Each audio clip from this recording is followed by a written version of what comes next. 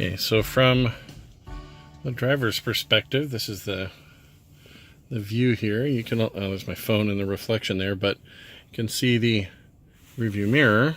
I'll turn that light off. Has a real nice, it's like a zero edge to it right here around the perimeter. It just has a real nice thin bezel around there. And then up above that in this housing here, turn the volume down on the stereo a little bit. Inside that housing are the sensors for the forward-facing autopilot as well as the automatic wipers. I've heard mixed reviews about the auto wipers, so I don't think it's supposed to rain, so we will see from there. Like I said, this particular one has the all-glass roof. Sorry if this is a little bit disorientating, but you can see right there, that's the back. And then coming back forward this way, and we're looking forward again. So, aha, rain. So let's see if these automatic wipers do their thing. So this right here is a little bit of a view of the interior from the passenger side.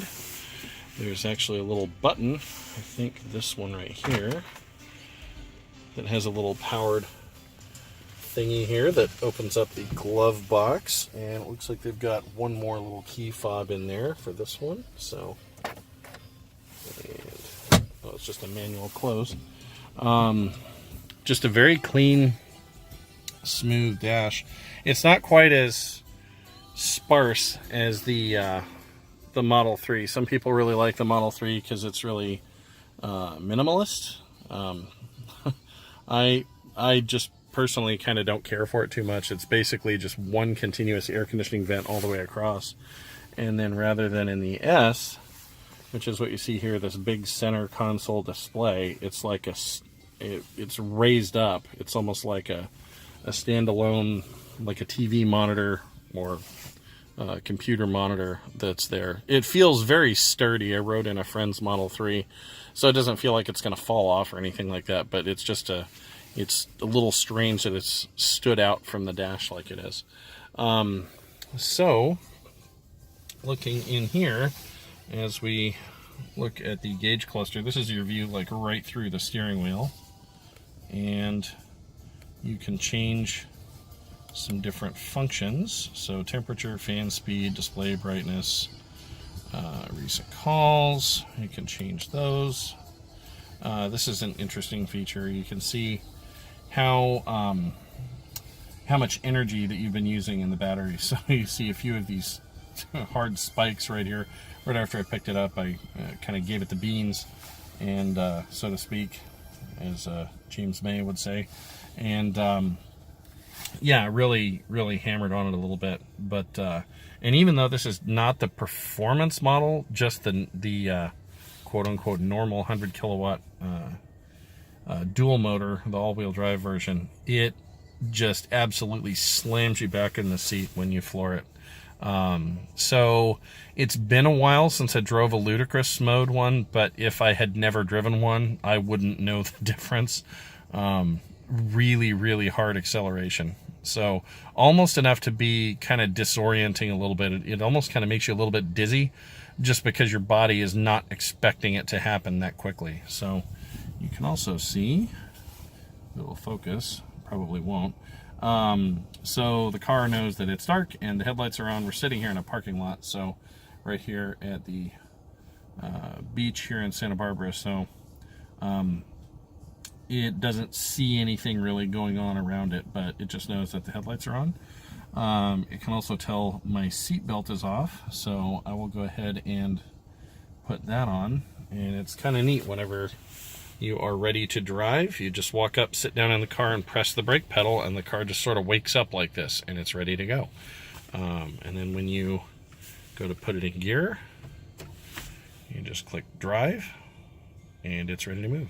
So here, you know, the little person over there, there's actually someone who walked by over there. So it'll pick up on things like people, bicycles, cars, anything like that that's kind of in the immediate area. So one more last little look out there at Santa Barbara here at sunset.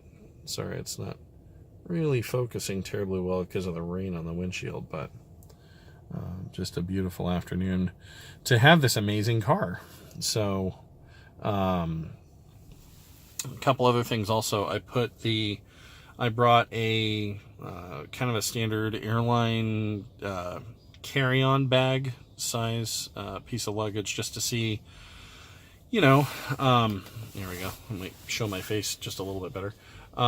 Just to see what things look like space-wise for a comparison between different kinds of bags, the different storage areas in the car, that kind of thing. So I'm surprisingly, I was able to fit a full airline carry-on size bag, not like a small backpack, but a full-on carry-on bag in the frunk. These dual motor ones have a significantly smaller frunk than the rear wheel drive models, but Tesla's phasing, I think by now they've phased out the rear wheel drive only models. And so strangely, this one, the 100D, is now the base model of the Model S. So, but anyway, yeah, so I was surprised that just dropped right into the frunk with no problems whatsoever.